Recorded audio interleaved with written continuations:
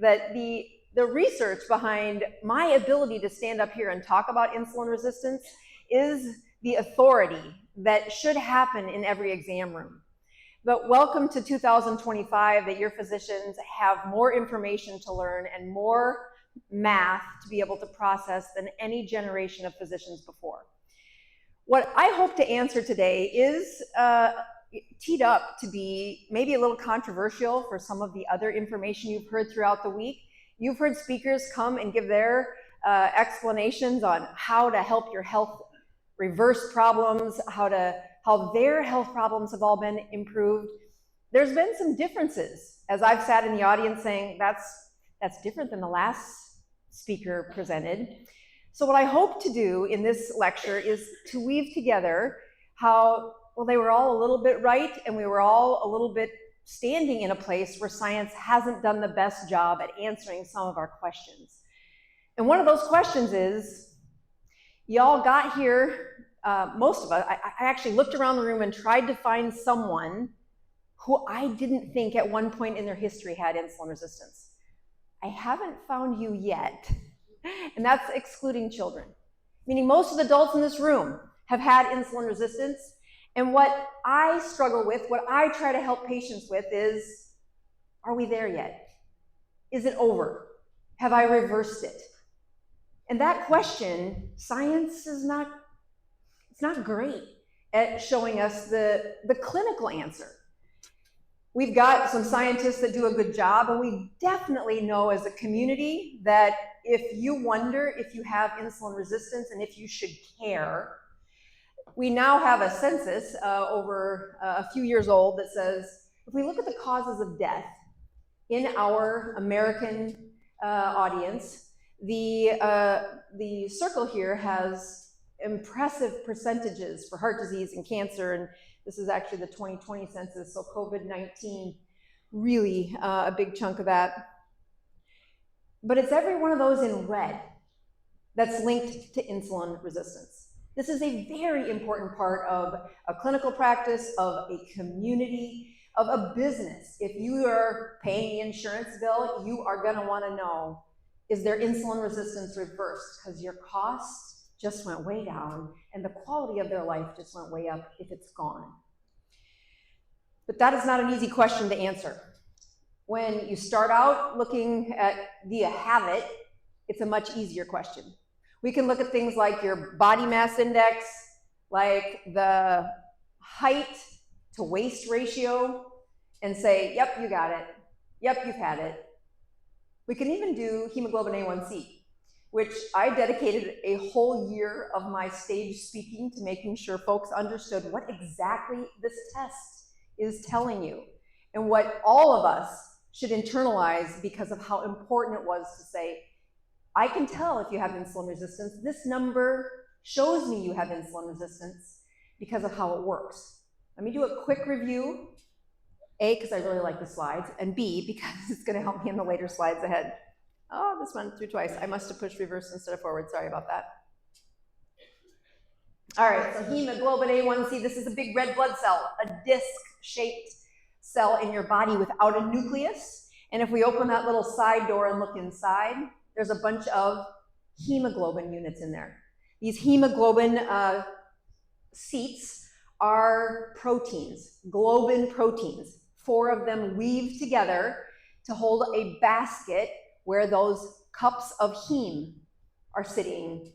The next component, the next part of the recipe is we drop in an iron into the bottom of those cups. And now this molecule magnetically attracts the oxygen to sit in those roller coaster seats and deliver that oxygen to all parts of your body. They hop on in your lungs and they dissociate at different parts of your body to deliver oxygen. Really important part of how well your body does at living, critical living. The hemoglobin A1C talks about this character.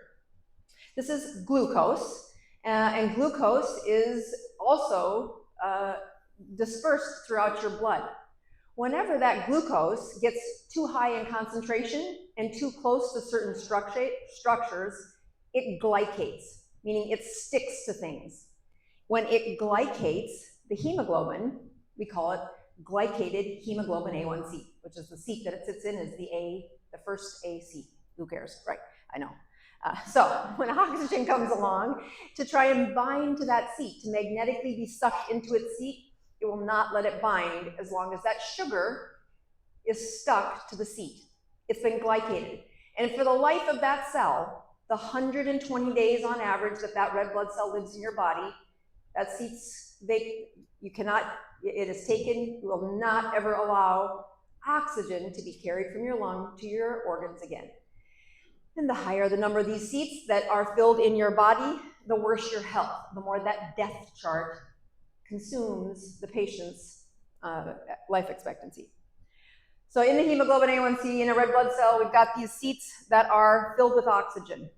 And if we take 100 of them and we splat that gum or that sugar onto the seats of 6 of them, we know that we can do the math. This is where Dave and his team show up and say, just calculate it for me. What's the math? How many? What is the average blood sugar if 6 seats are taken by sugar? And the math is 126. Now that's assuming a few things. Those red blood cells need to last 120 days. And if you have a disorder where your red blood cells just don't last that long, sometimes it's genetic. It's just your family says, nope, ours are going to turn over faster. Your hemoglobin A1C is not going to use the same math formula, and nobody's calculating it for you. For sure not your doctor. So your hemoglobin A1C is going to look good, but it's not predicting your average blood sugar. But for the most part, most of you follow the rules, and those A1Cs last, or those red blood cells last over 100 days. If I would take it down from 6 seats to 5 seats, we take your average blood sugar from that 126 to 97, double digits. That's a pretty good place to hang out. However, if I'm trying to predict, do you still have insulin resistance? I know for sure. If your A1C is 10, you got it. You are insulin resistant, you are insulin resistant. And even when I start to lower the number and lower the number and lower the number, and you're doing great, and you cut out the carbs, and now maybe you even only eat 2 meals a day, and you're cutting out the carbs, and your A1C gets into the 6s, you're still insulin resistant. Okay, so let's tighten it up so even further. Let's lower that A1C further, and you work harder. You have no carbs. You do that carnivore thing for at least, I don't know, 6 months, and you get into 5.5 range. Maybe you get down to 5.3 range. You're still insulin resistant. Your insulin is still doing that naughty thing that is inflaming the cell, that is producing cytokines. And your blood sugar may have been stabilized, but to reverse the insulin resistance is a whole nother chapter. A chapter that cannot be measured by hemoglobin A1C. In fact, we know that if you look at the folks who are not insulin resistant, and I'm going to try to explain that in a few slides ahead, we know that their average blood sugar was 73. Now, I'm not telling you to go get a hemoglobin A1C of 4.2. I am saying the marker shouldn't be measured by A1C to say if you've reversed it. You don't have a chance of reversing it until you're in the 5s, somewhere in the 5s. And that's if your red blood cells live as long as they're supposed to. So let's move on to what else could it be? Average blood sugar, I can tell you you've got insulin resistance if it's high. I can't tell you if it's gone when it's high, when it's low. So if we use fasting blood sugar, we know that fasting blood sugar does do a better job of telling me or you what is your chances that insulin is doing what it's supposed to and not in excess. It's the in excess part that ages you, that takes the DNA, that changes the epigenetics, that increases your cancer risk, your cardiovascular risk, your risk of dementia, your arthritis. All the symptomatic problems that every elder person says, no, I don't want that. How do we know it's gone? So fasting blood sugar has some caveats. We're going to get to that. It's a better predictor than the A1C is, but it's not perfect. I think we should just get biopsies of all of your liver and measure, you got any fat in yours, because it is the red blood cell, or it is the blood sugar that when you put it into your body, you're putting excess in, and it's insulin that's saving you. It's just doing it too much. So fatty liver, to me, is still one of the more interesting things to look at. It's just that we don't talk about fatty liver till you're a mess. So this is a beautiful liver. This is a liver that is perfect. It's pristine, it's gorgeous, it's shiny and lovely and pink. And when insulin's been high, it doesn't stay that way for very long. First thing it does is it will take the sugar that you can't burn right away, and it will put it in the parking spots in your liver, and it sits there until it's bored. And then the parking spots need to be replaced, so your body will wind it into a storage of about 5,000 blood sugars into one glycogen, which is stored blood sugar. But think of it as a more efficient parking spot for that sugar, because if I want to reverse this, you've got it stored, now I want to reverse it, boom, I can get your blood sugar, I can take it from that liver, put it in your bloodstream within seconds. That's for the regular blood sugar and that stored blood sugar. Boy, I can just make that blood sugar as high as you need it to be within seconds of your command. And the way you command that liver is through hormones. So that blood sugar gets into its job, does its job, stores the blood sugar, but this is the point of no return. When you've stored up all the places to put the sugar, stored up all the places to put the glycogen in the liver, now the body says, I'm going to tip the scales, because you could get glycogen out of the liver by turning it back into sugar. You can get sugar out of the liver by turning it back into sugar. I mean, it is sugar. It is glucose. And you burn it. They burn it in the cells. It's energy. It is out of the system. You've completed its life cycle. But when that sugar has been stored and all the parking spots are stored for the glycogen, the next layer of energy is fat. And when you take those strings of sugar, your body will turn them into fat, and now it can never leave the body as sugar again. This is stuck in a pathway where you either have to metabolize the fatty acid and metabolize the string of fat, which is millions of little buggers of sugar, or you have to turn it into a ketone. You never get to do is the sugar being undone? Did I undo the sugar? Nope, you turn it into fat. It's never going to see sugar again. So remember that as we go forward, because the longer those strings of fat wind into the body, and oh my goodness, is it efficient? The amount of energy stored in a string of fat versus the amount of energy stored in one of those little balls of glycogen, exponentially higher in the fat. It's a much better storing unit. So if you're going to have that preparation for no food, for famine, boy, turn it into fat. It's going to save your life.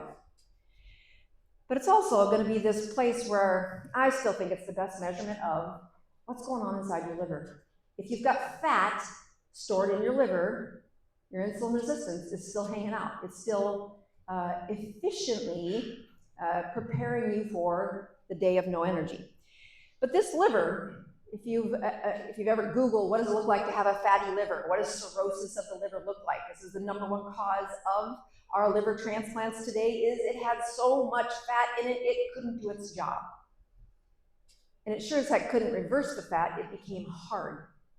And so that gnarly looking thing is not pristine. It is the enemy. It is what all of us with insulin resistance have either been making or are trying not to advance it. I think that's a better way to say it. And so this is the problem. The first place to exit that liver, to take things out of the liver, the rules of the human body are empty the sugar first. And so you got all that fat sitting there, and you got the blood sugar that you can prick your finger and tell me what your average blood sugar is with an A1C, but I can also use one of these. Raise your hand if you've used one of these. Raise your hand if you've never used one of these. Would you like to? Yeah, I've got 5 more to go. Audience participation, welcome. that blood sugar is a fascinating thing to study. This little tool has done a better job of me doing my job, which is not to take ownership of your medical problems, but rather give ownership to you. Give ownership to say, well, am I reversing my insulin resistance? Is it gone yet? Am I in the right direction? I don't know.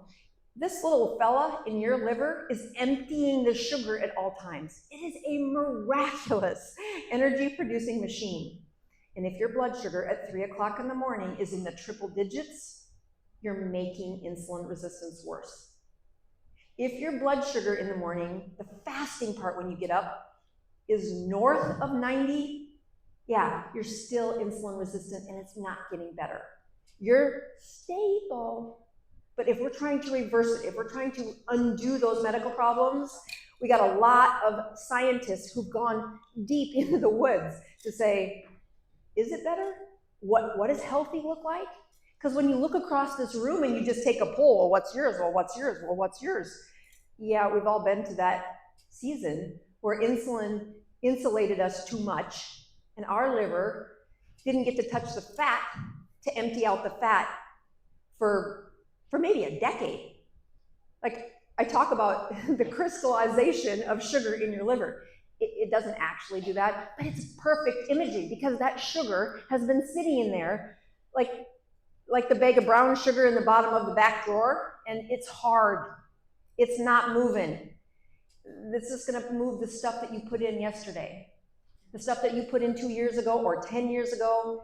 That's how cirrhosis of the liver happens. It's just stagnant. The cell doesn't even get a chance to do its job.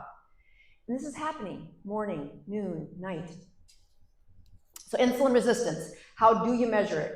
This is what we're gonna try to answer today. I'm gonna do my best at leading you to the places where your doctor goes, and I want you to care. Okay, so this graph has been shown over and over and over and over again. It actually now gets taught in most medical schools, praise be to God, that your glucose will go up and come down based on insulin. And that insulin response for the patient, I like to say, is a season. So the straight lines in this chart are the glucose, and the matching color for the dotted lines is how much insulin did it take to do that. This is supposed to be normal.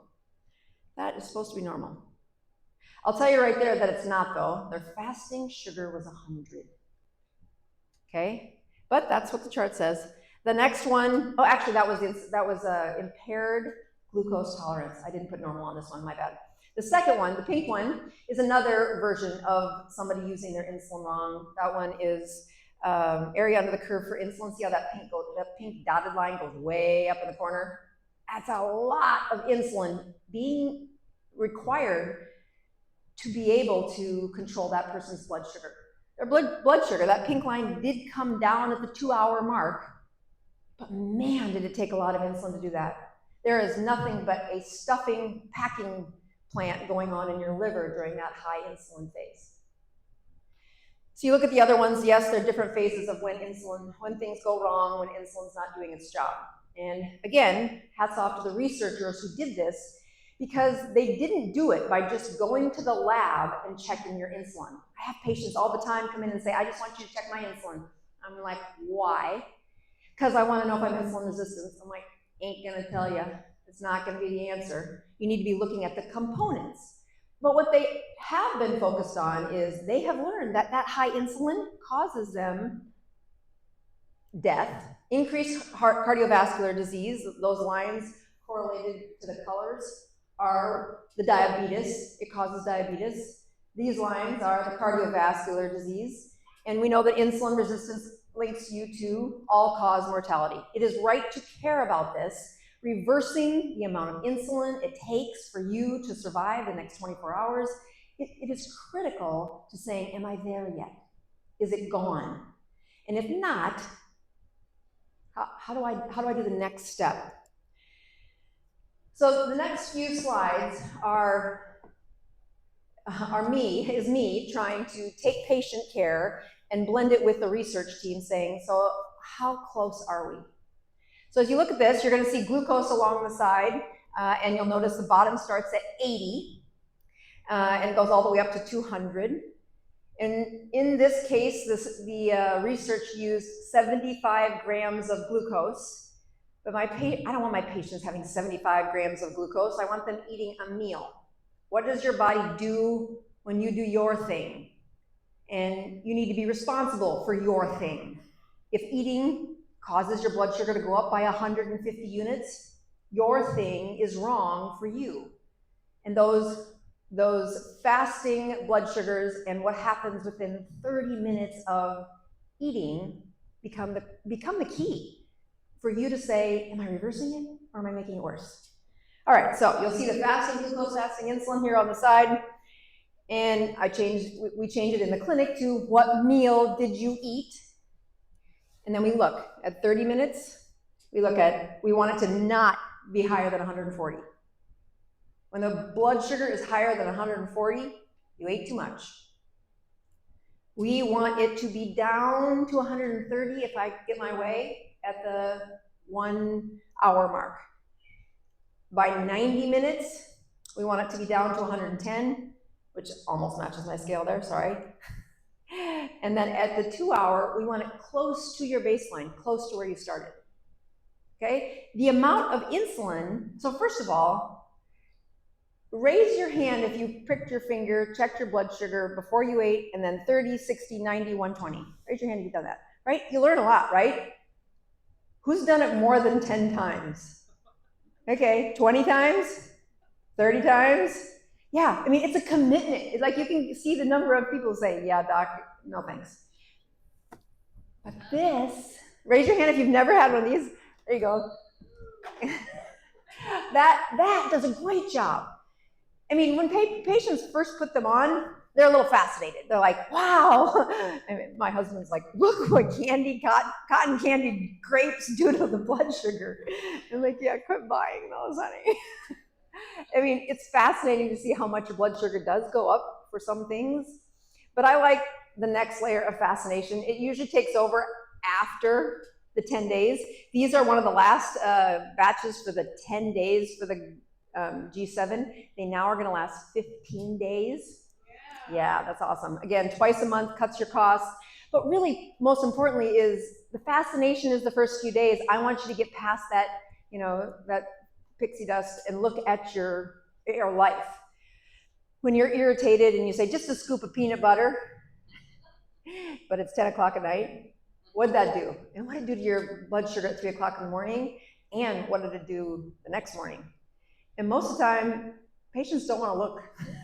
They'll look when I pull it up on the computer and say, let's just go back to see what made this spike at 10 o'clock at night about a week and a half ago. And you're like, yeah, I didn't even turn on that. I don't want to look.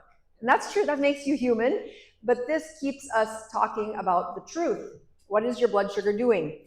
What we're not doing is we're not measuring insulin, but I get this data from insulin clamp. An insulin clamp means we put sugar and insulin in a drip, and by we, I don't mean me, I mean the researchers, where it holds the blood sugar stable. And this is really where you measure insulin resistance. How much did it take to hold your blood sugar stable?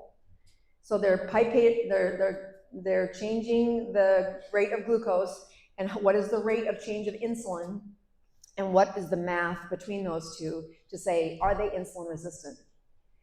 And then are they not? Is insulin efficiently taking its message into the side of the cell and doing what it's supposed to do?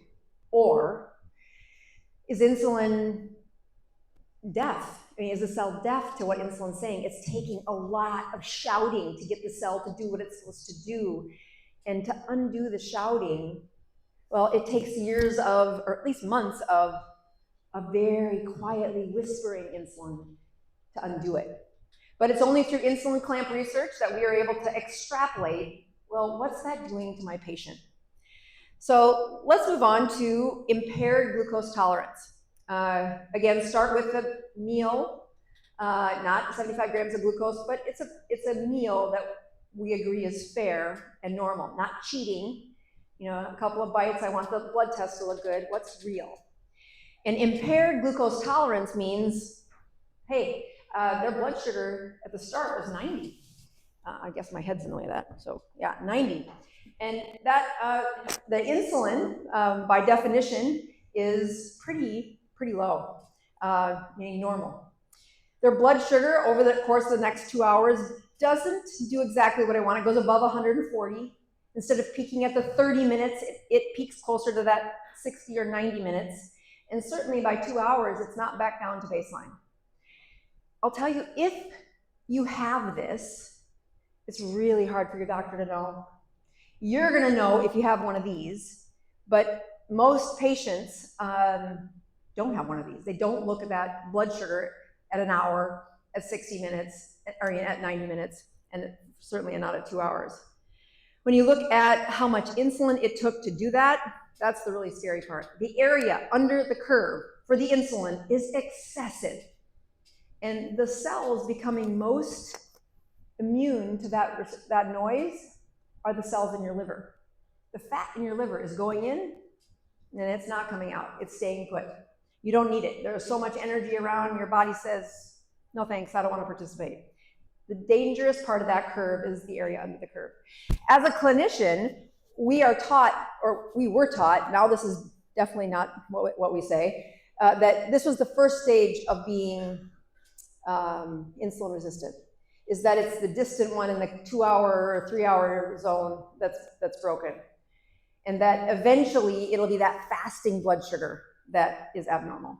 This impaired glucose tolerance is traded for a different diagnosis, which used to be thought of as an extension of the diagnosis of impaired fasting glucose. So they show up, and your doctor will catch this one. I don't hope.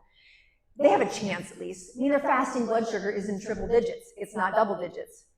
But the amount of insulin it took to control that was also very excessive. Their blood sugar comes back down to normal at the 2 hour point, but the amount of insulin it took to do this is, again, much higher than it should be. And the amount glycated, the stickiness, not just in the red blood cells, but if that sugar lands in the back of your eye, that's macular degeneration. If that sugar lands in your brain and starts to glycate there, a few steps down the road, that's an amyloid plaque. Those excessive glycations are trash in parts of the body that your system will get to when it's not so busy taking care of the excess sugar coming in the front door. And unfortunately, when they never get to that, they never empty their liver, they never have a non-fatty liver. It is the aging process that we're all here to try and address. What we have learned is most of us have a combination of both impaired fasting glucose and impaired glucose tolerance. And it is because of the abundance. That processed food takes that sugar, and it may start out somewhere around 100, but the amount of insulin it takes to control these folks, it's just excessive. But again, you can't go to your doctor and just say, check my insulin 2 hours after I eat. You can do it, but it is hiding the major part of the problem. And that test costs a lot of your time, a lot of staff's time, and could better be done by measuring a different unit, a ketone. All right, so we've got our fatty liver.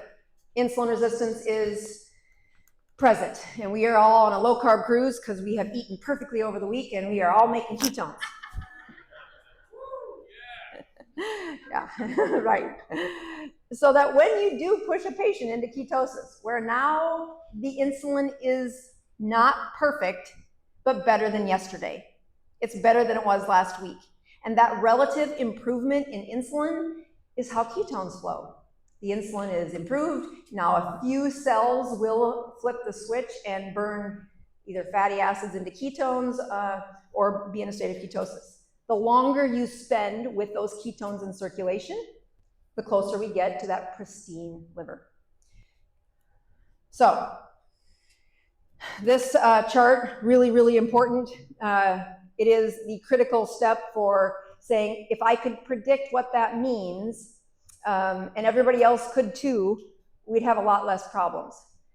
And this is where the glucose to ketone index, and if you do dirty math like me where the units don't match, it's the Dr. Boz ratio, where you take glucose and divide it by ketones. And at any given moment, this is a correlation to what your insulin is doing inside the cell. Not just the measurement of insulin. Again, that's very volatile, that changes, and it's relative. The number isn't as important as the number compared to last week.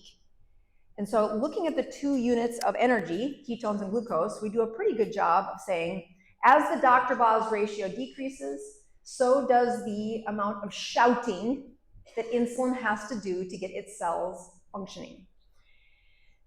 And the Dr. Boz ratio is great the first month you're on keto, because your cells haven't seen a lower insulin in decades. And when you lower the insulin, boom, ketones come to your rescue. You feel better. We know that if you're trying to reverse health problems, the lower the insulin, and especially the lower the impact of insulin per unit, the better chances of autophagy. This process of cleaning up that tau protein in your brain and that glycated goo in the back of your macular shield, those processes are all happening without your permission, and to undo them take the math. You have to have the numbers of lower insulin impact on those cells in order to clean up the trash. So when we look at the Dr. Boz ratio, we want this to start out, most of us start out north of a couple hundred. That's not hard to do. And as the blood sugars steadily come down, again, think of that A1C of 10 and the average blood sugar coming down, and the ketones rise, you'll just see that Dr. Boz ratio improve. As I help patients through this journey, they like it the first few weeks. In fact, we call it the hairy eyebrow story, that every newbie comes into, we meet at the bowling alley, so comes into the pin chasers and says, I have ketones of 3.5. And everybody that's been around the block a couple times kind of gives them a hairy eyebrow saying, how do you have such good ketones? And it's because last week their insulin was much higher, their sugar intake was much higher, and they are in the first step of reversing this. And ideal and reality are not always the same. In fact, I don't know that I've ever seen it. It's fun to watch that first week. They're very excited, and my gosh, they felt better than they felt in years. But it's that next step that I really want to talk to you about today, because I think most of us have been to the first chapter of that ketogenic diet. We've felt good, and then we stalled. So you look at this is where you came in. This is a picture of population, not one person, but this is typical. They'll eat 3 meals, their blood sugar's shooting up to north of 160, and then we give them 20 total carbohydrates per day. Boom, those blood sugars go down. They're still eating 3 times a day, but man, those ketones, they're better than they've ever been. And when you compare them to the folks across the rest of the room, they're like, that's way better than mine are doing. And they stay at that for a while, but over time, their body gets used to that. Again, your body doesn't want to waste energy, and it will lower those ketones by saying, but we still have all this sugar to use. And it goes back to using the sugar because you're a little healthier. In order to get that, you check the Dr. Boz ratio and it's terrible. You're like, yeah, you're not burning any fat right now. You're better than you were. Don't go back to what you did, but it's not really helping you. Even at night, we don't see them into the Dr. Boz ratio that's really reversing their metabolic disease, reversing their macular degeneration. So we then say, all right, man up, 2 meals a day. And they say, okay, I'll put 2 meals a day, and indeed their ketones go up. It's another stress point to their body, but over time, usually now it takes a couple months for this to slump back down. The ketone production says, yeah, there's still a bunch of glucose in that liver to undo. Let's get that out of here first. So the next thing we do is we say, let me introduce you to the word called eating window. What is the first bite of food? What is the last bite of food? And if you'll notice, this is what most people pick. They say, I'm just not hungry in the morning, so I'm not going to eat till 2 o'clock in the afternoon, or maybe even noon. But they get home at night, and that social impact of eating late at night really is a difficult thing to tackle. And we say, well, don't do that first. Let's just get you to 2 meals a day. And it certainly does improve for a short time. Because every time you eat, because you're insulin resistant, even if it's 100% meat and fat, you're still making insulin. And although a healthy person wouldn't make that much insulin, it ain't you. If you've been insulin resistant, you've got a couple of buckets of insulin that you're ready to douse on any food that comes through your mouth. And that's where this disease pathology keeps going. That's why measuring your insulin not going to tell me as much as, what do you do with that? Did you make a ketone in that setting or not? As you take that eating window and we slide it towards sunrise, this is where it starts to get a little harder. Patients say, I'm tapping out. I don't like this. Like, I know. We've had some fun rules where, well, let's just have that you have only sardines after 3 o'clock.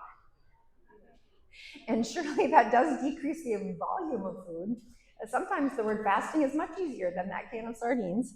But this is why, that when they have that food go in, the sugar really does is still rising and lowering enough to make insulin bathe throughout the body, insulate the body. We do get some double-digit Dr. Bowles ratios, though, by this point. And most importantly, we get them at night. You're looking at the last morsel of food. Then let insulin play out what it's going to do for the next 4 hours. So we say, if you can be done eating by 2 o'clock, that's really nice. But we also say, like, at least sunset. Like, do not eat after sunset. And then I have them check. Raise your hands if you've never had one of these. Oopsie, there you go, good job. that process of knowing what is going on inside your body. What is your blood sugar at 2 o'clock in the morning? And if you wake up to prick your finger, you kind of ruined the experiment, because you're now, why did the alarm go off? That's a stress, right? This little device, even when it's only measuring for 10 days, I would tell them at the first of the month, just put it on.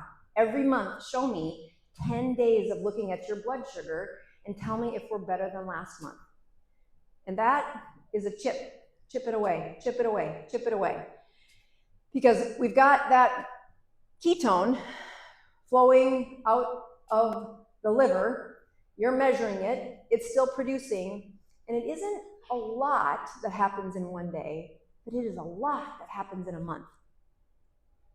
And it's a lot that happens in 6 months. And the body keeps adjusting.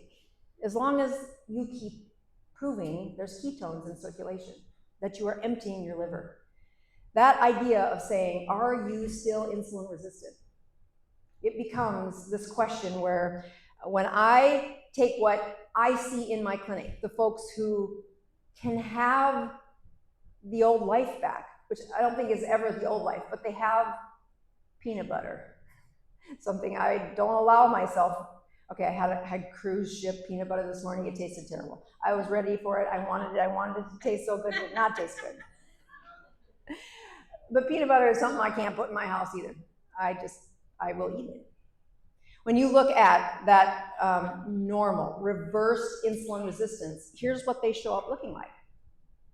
Their blood sugars are in the 80s when they wake up. When they eat, it doesn't go north of 130, 140. It is 130 by the hour mark, 110 by the 90-minute mark, and close to baseline when they are at the 2-hour mark. You look at the amount of insulin it takes to do that, and it's not much. It's not anything close to the spike of the curve that was on the slides with pathology. And when you watch what those ketones are, they start out with ketones that have a 1 point something something. And you're like, Doc, I'm a girl. It doesn't work that way for me. Like, I know, it is harder. So let me take you to a few patients. The patients that impaired glucose tolerance. This man is 63 years old. He's had, everybody in his family has heart disease. His dad died at 53. His brothers have had amputations. He's had a heart attack and a stroke. He's a walking mess. And then he goes on a ketogenic diet, and he did it because he felt better and he needed to lose a little weight. He goes to the Veterans Hospital and gets as many of these labs done as he can, but his morning fasting sugars are always below 100. It's what happens after he eats, when he wore one of those little things, and he's like, what the heck? It stayed up for 6 hours after I ate. I'm like, well, clearly you ate the wrong things and we got a lot of work to do. We got to use a different fuel. That his insulin looks very similar to what the research team would say, but most importantly, his, okay, so actually I don't have the original part where he checked ketones the first year. So this was what the VA did for me after like an act of Congress, their insulin was checked. And then about a year ago, so he's been coming to Pin Chasers, coming to the, pricking his finger, fighting his wife that fasting is not the Antichrist. He really should be fasting. That's the only way he could get those blood sugars down and those ketones up. And at a year of being great, lost like 50, maybe it was 60 pounds a year ago. His blood sugar was now even lower at 80. And he really did not spike it significantly at the 30-minute mark, but he didn't let it drop very well by the 2-hour mark. So it's consistent with what happens in his body. His calcium score is high. He has a very difficult time to produce ketones, but once he makes them, they stay around a long time. So fasting is the only thing that would allow him to do that. When he starts out his day a year ago, he had pretty good ketones across the 2-hour mark. By the time he got to, by the 2-hour mark, it was 0. I'm sorry, it's the next slide that shows you what he did at this point. Looking at that Dr. Boz ratio, you can see that it goes to infinity when you get a 0 on your ketone number, so don't stress. But that pattern of, his insulin came right back and eventually shut down the ability for any fat to leave that liver after he ate. And he was eating pretty good.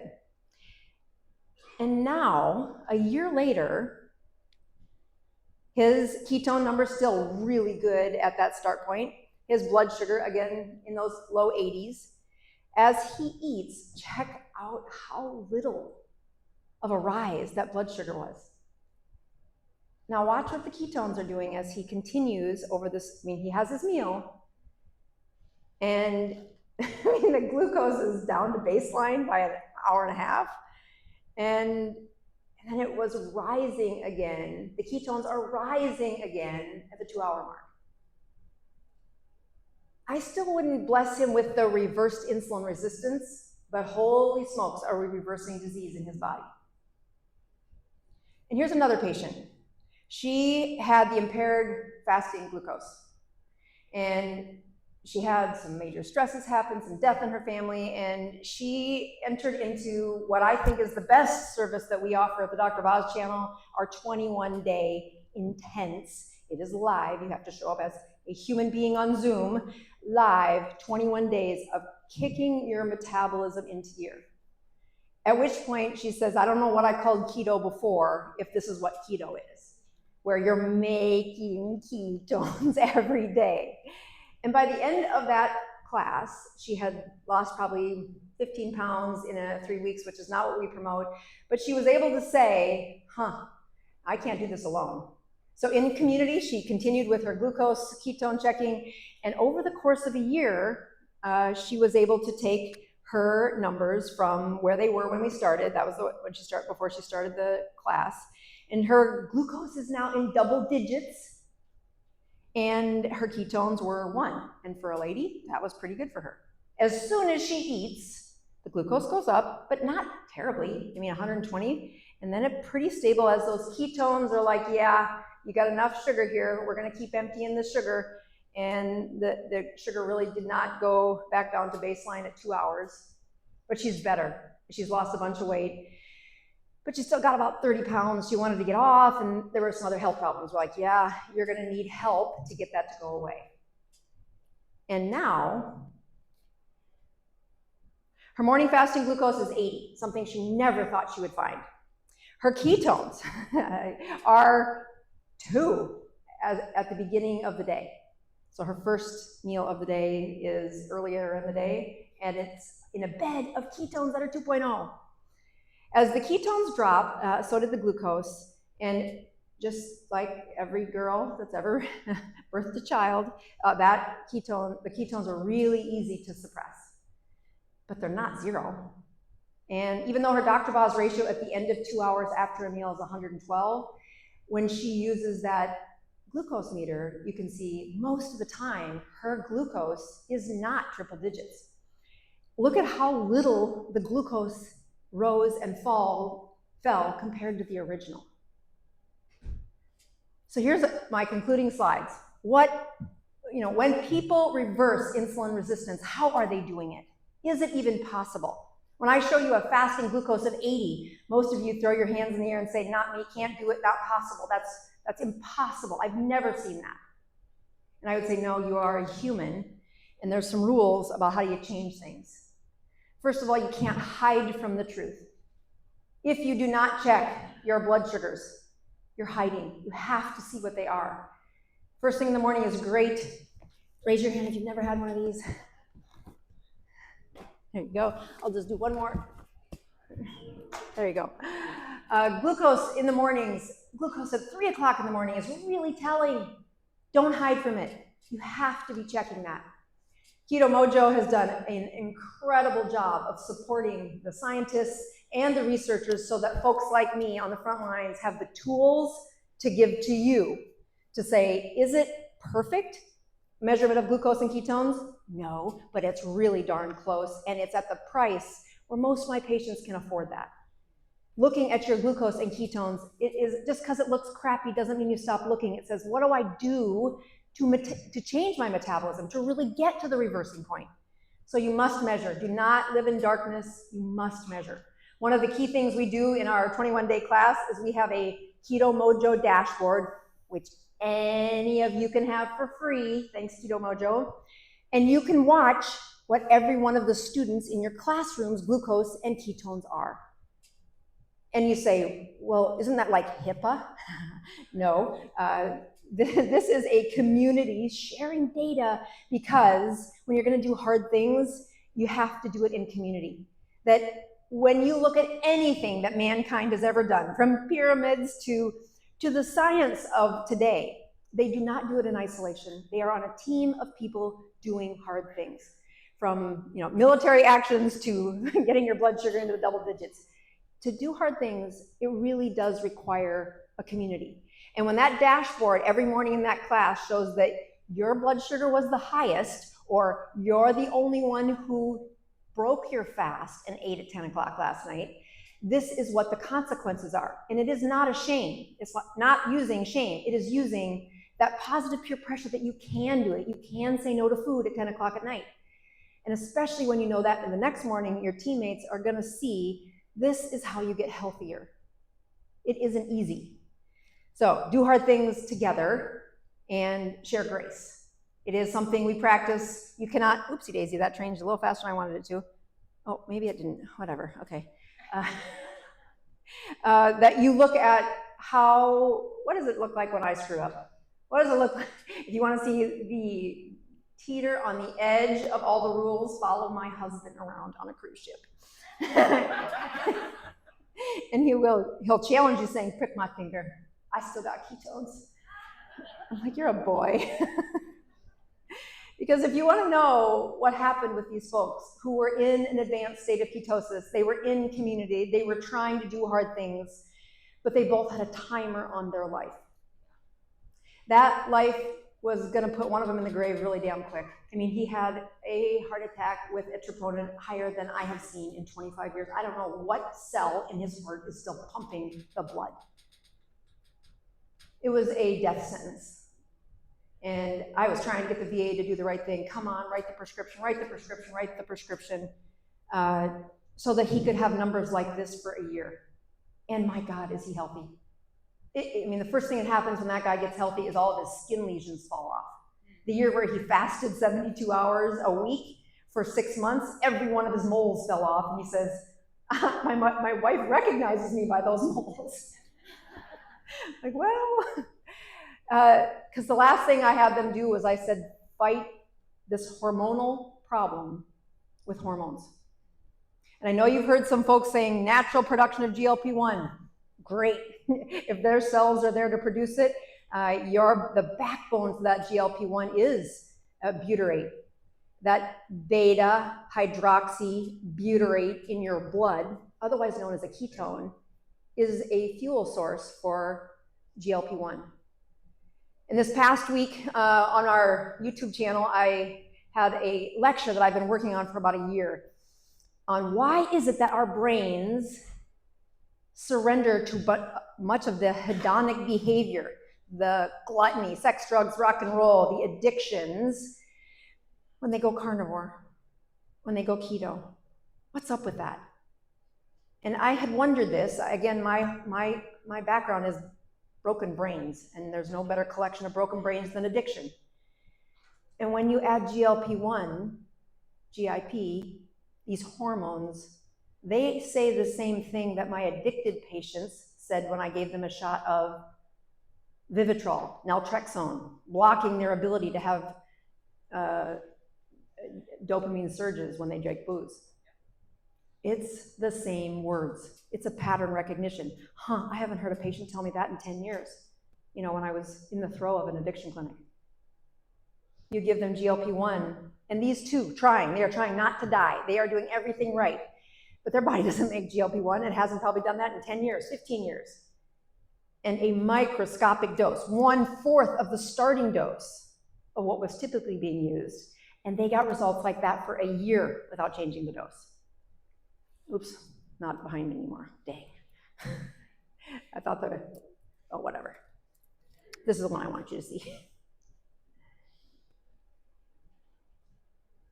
They got results that dropped their glucose, their ability to blunt the consumption of food was low enough that their sugars rose less than 20 points, not one meal, for a year. Their insulin resistance was reversed.